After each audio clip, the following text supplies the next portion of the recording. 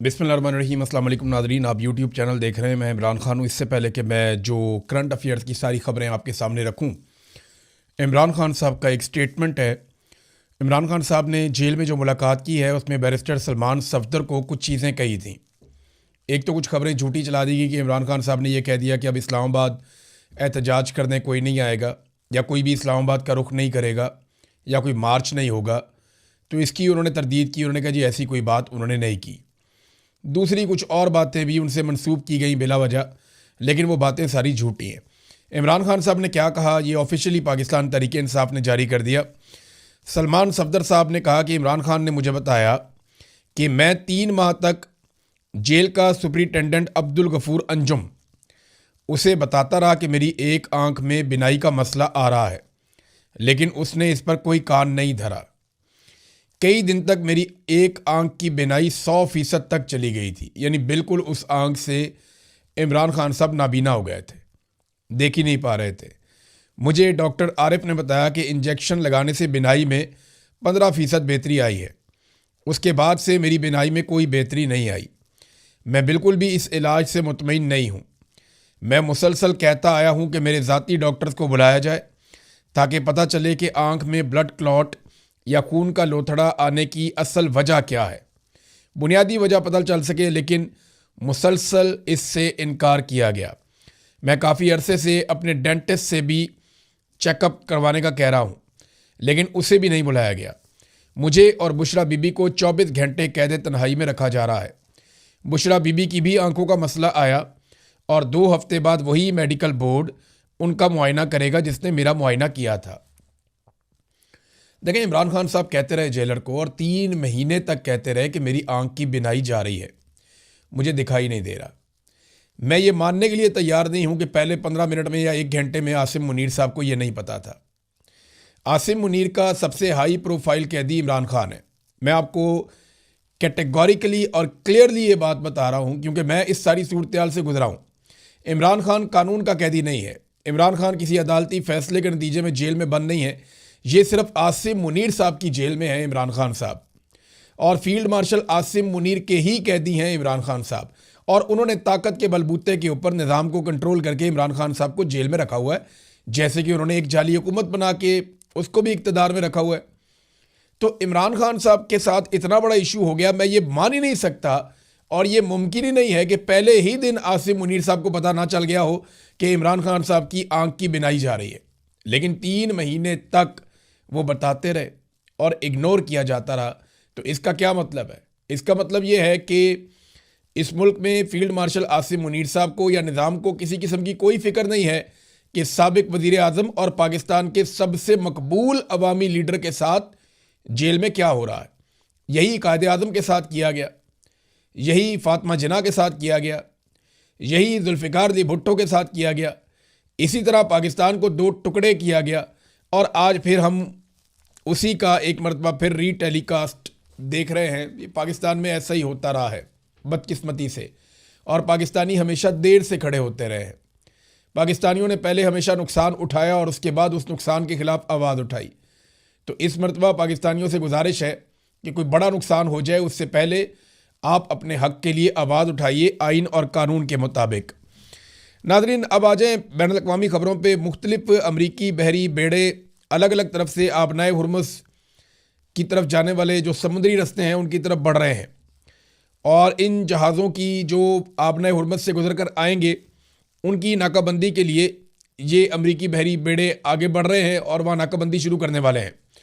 Donald Trump ने इस हवाले से स्टेटमेंट दिया और डोनाल्ड ट्रंप ने दावा किया कि वो मुकम्मल तौर पर नाकाबंदी कर देगा और जहाज़ों को यहाँ से नहीं जाने देगा, ख़ास तौर पे उन जहाज़ों को जो ईरान के इंतज़ाम के तहत वहाँ से निकलेंगे। डोनाल्ड ट्रंप ने कहा कि ईरान की नेवी जो है वो इस वक्त समुद्र की तह के अंदर मौजूद है, यानी वहाँ लेटी हुई है, हमने उनके जहाज़ तबाह कर दिए, ये कहा डोनाल्ड ट्रंप ने। मुकम्मल तबाही कर दी उनकी नेवी की हमने। 158 जहाज़ों का उसने क्लेम किया। इससे पहले डोनाल्ड ट्रंप ने एक दफ़ा 42 जहाज़ कहे थे, एक दफ़ा कोई 58 कहे थे, फिर बढ़ गए थे, अब 158 हो गए हैं। तो डोनाल्ड ट्रंप एग्जैजरेट करता है, झूठ बोलता है, ये अब दुनिया के अंदर सब जानना शुरू हो गए हैं। उन्होंने कहा जी हमने जिनको हिट किया था वो कम तादाद में थे, लेकिन हमने जिन जहाज़ों को थोड़ा बहुत छोड़ दिया था वो फास्ट अटैक शिप्स थे, तेज़ रफ्तार से चल के अटैक करने वाले शिप्स थे, क्योंकि हम उन्हें अपने लिए ख़तरा नहीं समझते थे। लेकिन अब अगर ये हमारी तरफ बढ़ेंगे तो हम इन्हें भी तबाह कर देंगे, और इन्हें, हमारी ब्लॉकेज को अगर ये ख़राब करने की कोशिश करेंगे, हमारी रुकावटों को और नाकों को हटाने की कोशिश करेंगे, तो हम इन्हें तबाह करेंगे। और उसी तरह तबाह करेंगे जैसे कि हमने स्मगलरों के जो जहाज़ थे या समंदर में कश्तियाँ थीं उनको हमने तबाह कर दिया था। अमेरिका के अंदर जो ड्रग्स आती थी समंदर के ज़रिए से, उनकी एक बड़ी मिकदार को हमने ख़त्म कर दिया है, और हम यहाँ पे यही करेंगे। Thank you very much for your attention to this matter, president Donald J Trump. तो ये ट्रंप की जनाब एक और धमकी आ गई। तो ट्रंप तो कह रहा है कि वो निगरानी करेगा और वो ब्लॉकेज लगाएगा आबना हुर्मुज़ के इर्द गिर्द, यानी आबना हुर्मुज़ में से एक तो ईरान नहीं गुजरने देगा उन जहाज़ों को जो अमेरिका और इसराइल के हमायती हैं, और दूसरा जो ईरान की शराइत के मुताबिक नहीं गुजरेंगे उनको वो रोकेगा। अब जो ईरान की शराइत के मुताबिक गुजरेंगे उनको अमेरिका रोकेगा, यानी कोई भी यहाँ से नहीं जा सकता। सबसे बड़ा पंगा पड़ जाएगा चाइना का। चाइना ने यहाँ पे एक स्टेटमेंट जारी किया है, चीन के वज़ीर दिफा का स्टेटमेंट मैं आपको पढ़ के सुनाता हूँ, ये बहुत इंपॉर्टेंट है इस वक्त। चीन के वज़ीर दिफा एडमिरल डोंग जून, उन्होंने एक मुख्तसर बयान जारी किया जिसमें उन्होंने कहा कि आबना हुर्मुज़ के ज़रिए ईरानी बहरी तिजारत की अमरीकी नाकाबंदी के पहले से ऐलान करदा वक्त के ऐन मुताबिक उन्होंने जो है वो अपना एक स्टेटमेंट जारी कर दिया है। हम दुनिया में अमन और इस्तेहकाम के लिए पुरअज़म हैं। हम मशरिक़ वस्ता की सूरत हाल की निगरानी कर रहे हैं। हमारे जहाज़ आबना हुर्मुज़ के पानियों में मुसलसल आ और जा रहे हैं। चीन ने क्लियर किया कि हम आबना हुर्मुज़ के पानियों से गुजर रहे हैं, हम जा भी रहे हैं, हम आ भी रहे हैं, मुसलसल हम ट्रैवल कर रहे हैं। ईरान के साथ हमारे तजारती और तवानाई के मुआहदे मौजूद हैं। हम उनका एहतराम और पासदारी करेंगे और दूसरों से भी तवक्को रखते हैं कि वो हमारे मामलात में मुदाखलत नहीं करेंगे। ये है सबसे इम्पॉर्टेंट। यहाँ अमेरिका का नाम लिए बगैर उन्होंने कहा कि दूसरों से भी हम तवक्को रखते हैं कि वो हमारे मामलात में मुदाखलत नहीं करेंगे। आबना हुर्मुज़ ईरान के कंट्रोल में है और ये हमारे लिए खुला है, ये उन्होंने क्लियर कर दिया। इस नाकाबंदी का मकसद पूरा मकसद है चीन को ईरानी तेल की तरसील रोकना है। अमेरिका चीन के साथ फौजी तसादुम का ख़तरा मोल नहीं ले सकता और ना ही लेगा, लिहाजा ये नाकाबंदी पैदा होने से पहले ही दम तोड़ चुकी है। अब आ जाए नाजरीन इस बात पे कि चाइना को क्या ट्रंप रोक सकता है बदौलत ताकत। तो इसका सादा जवाब है कि डोनाल्ड ट्रंप के लिए बहुत बड़ी मुसीबत बन जाएगी। अभी वो ईरान से लड़ा है और जो कुछ उसके साथ हुआ वो सारी दुनिया ने देखा। अब अगर यही चाइना के साथ लड़ पड़ती है यही फ़ौज डोनाल्ड ट्रंप की, तो उसके लिए बहुत बड़ी मुसीबत बन जाएगी। बेशक अमेरिका की फ़ौज बहुत ताकतवर है, उनके पास बहुत सारे हथियार हैं, उनके इत्तेहादी बड़े तगड़े हैं, लेकिन इस वक्त ज़्यादातर इत्तेहादी उन्हें मुयस्सर नहीं है। और अगर वो चीन के साथ लड़ते हैं और लड़ाई की वजह यह बनती है कि अमेरिका ने चीनी जहाज़ों को समंदर में रोका है, तो फिर दुनिया अमेरिका के साथ खड़ी नहीं होगी। यहाँ पे चीन का मौक़िफ़ दुरुस्त हो जाएगा। नाज़रीन ये एक और ख़बर भी है और ये बड़ी अहम है। इस मौके पे मैंने आपको पिछले वीलॉग में एक नक्शा दिखाया था। मैंने आपको बताया था कि जब तक ये गल्फ़ ममालिक की दुकान बंद रहेगी तेल की, तब तक दूसरी दुकानों का तेल बिकेगा, जिसमें एक बड़ी दुकान अमेरिका की भी है, जहाँ उनके पास वेनेज़ुएला का और अमेरिका का तेल अपने कंट्रोल में है। वो दुनिया के सबसे बड़े ज़खायर हैं तेल के, लेकिन क्योंकि फ़ासला बहुत ज़्यादा है तो प्रायोरिटी इतनी नहीं रहती दुनिया की वहाँ पे। अब आबना हुर्मुज़ वाली जो दुकान है वो बंद हो गई है, गल्फ़ वाली दुकान बंद है फ़िलहाल। वहाँ पे ईरान का एक ब्लॉकेज था, अब अमेरिका ने बड़ा ब्लॉकेज लगा दिया है। तो जब वो दुकान बंद है तो फिर अमेरिका की दुकान चलेगी। इतलात के मुताबिक बहुत बड़ी तादाद में खाली टैंकर्स बढ़ रहे हैं अमेरिका की जानिब, ताकि वहाँ से वो तेल भरवाएँ और तेल भरवाने के बाद वो अपने अपने मुल्कों में वापस तेल लेकर जाएँ और उनका एनर्जी का क्राइसिस ना रहे। अब इसमें ना एक सऊदी अरब के सोशल मीडिया इन्फ्लुएंसर हैं और लिखारी हैं बड़े ज़बरदस्त, उन्होंने एक तबसरा किया है। नाम है इनका अब्दुल सलाम सालेह। ये जो इन्होंने तहरीर लिखी है ना, ये बड़ी इंपॉर्टेंट है। इन्होंने लिखा अपनी पोस्ट के अंदर कि हुकूमत की तब्दीली के सराब से बहरी कज़ाकी तक, यानी ये हुकूमत तब्दील करने गए थे, रजीम चेंज करने गए थे और अब बहरी कज़ाकी तक आ गए हैं। ट्रंप किस तरह खलीजी दानिश के साथ गद्दारी कर रहे हैं। ये ट्रंप को एक गद्दार इन्होंने करार दिया। ये अब सऊदी राइटर हैं और सऊदी अरब के सोशल मीडिया में अब अमेरिका को वैसे नहीं देखा जाता। जो कोई भी ट्रंप की ज़हनियत को समझता है वो जानता है कि डीलर और सरमायाकारी का आदमी है, चाहे इसके लिए जंग के पत्ते ही क्यों ना खेलने पड़ जाएं और चाहे इसकी कीमत इसके नाम निहाद इत्तेहादियों को ही क्यों ना चुकानी पड़ जाए, वो तो पैसा वैसे ही बनाता है बस।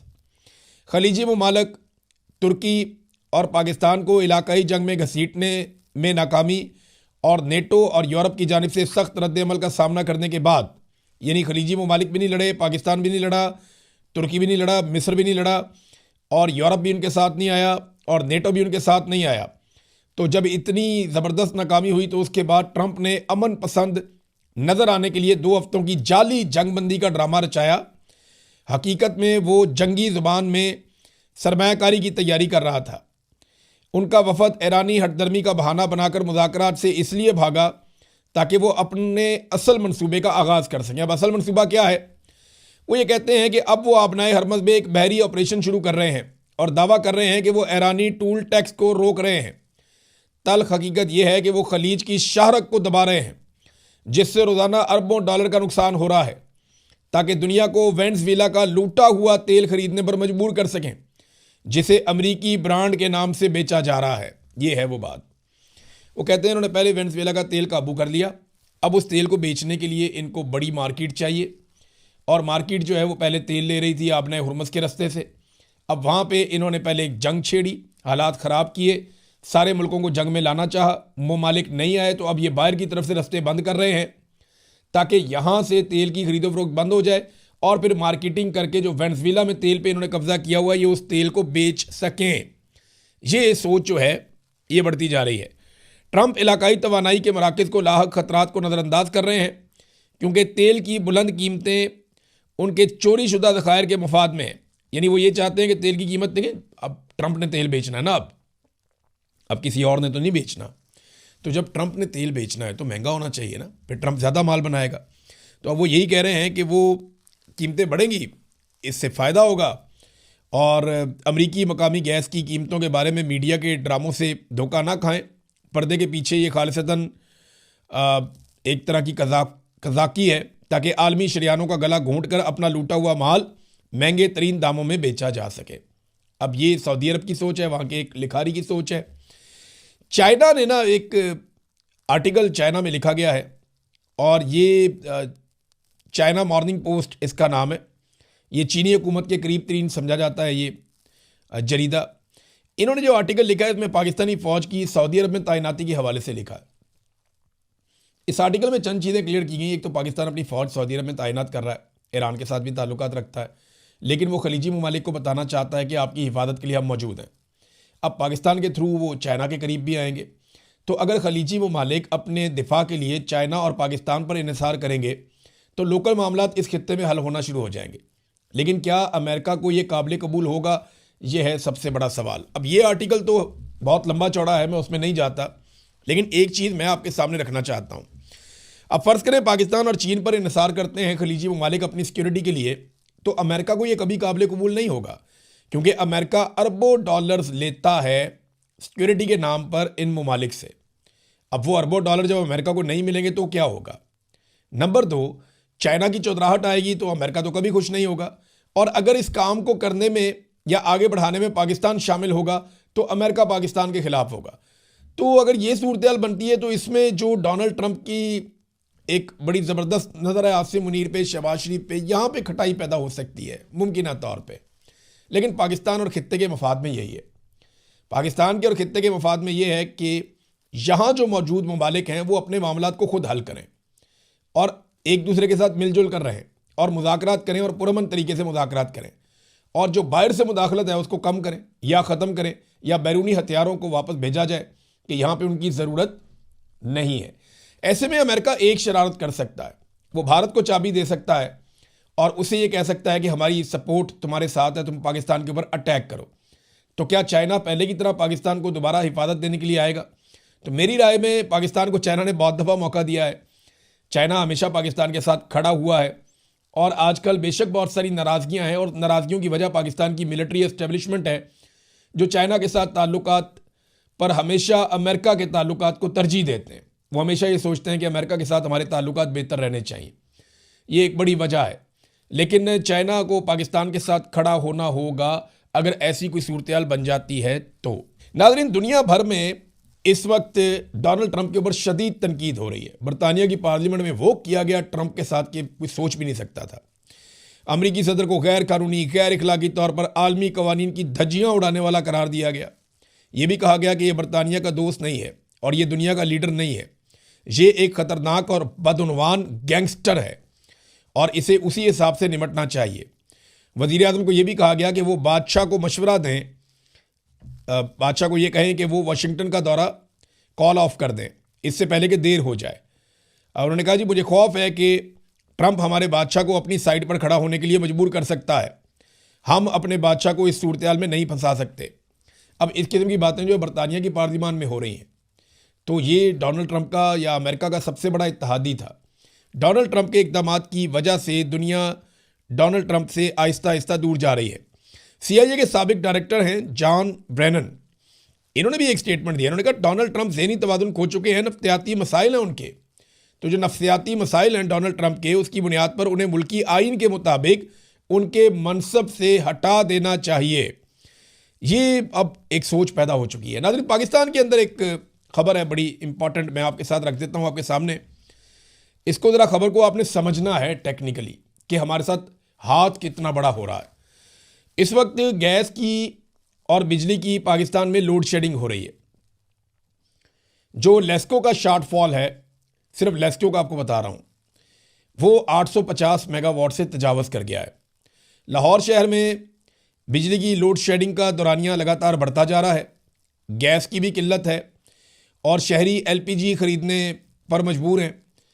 और ये बताया जा रहा है कि LPG गैस भी बाज़-औक़ात नहीं मिलती और जो बल्लों की पावर प्लांट है वो भी बंद हो गया। अब ये पावर प्लांट क्यों बंद हो रहे हैं?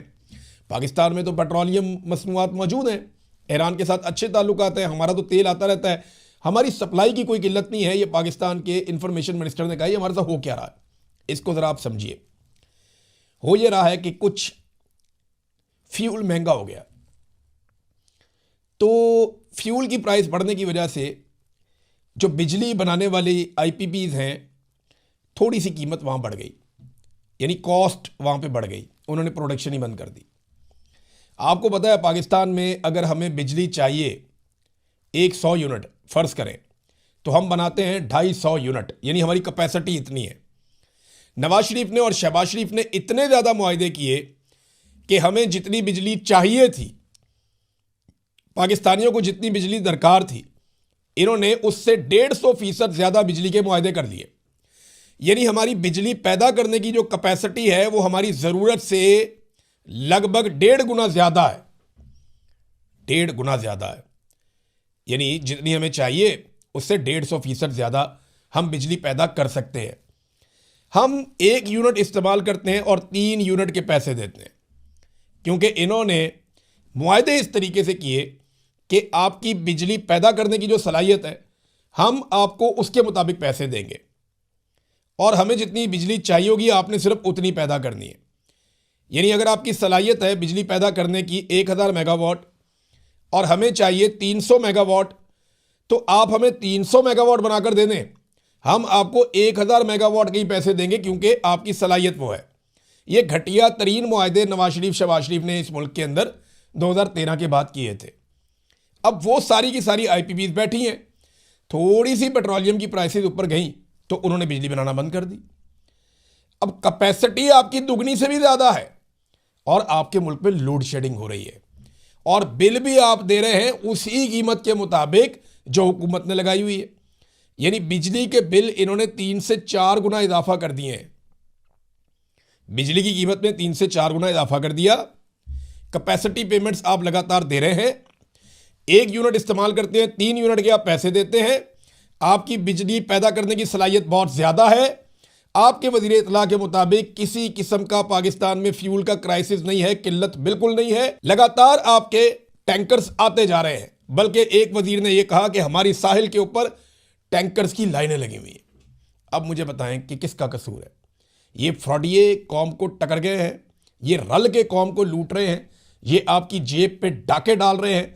इस वक्त जब कैपेसिटी ज़्यादा है बिजली पैदा करने की इनके पास फ्यूल भी मौजूद है, ये 4 गुना हमसे पैसे भी ले रहे हैं, इसके बावजूद लोड शेडिंग कर रहे हैं। इसका मतलब आप समझते हैं?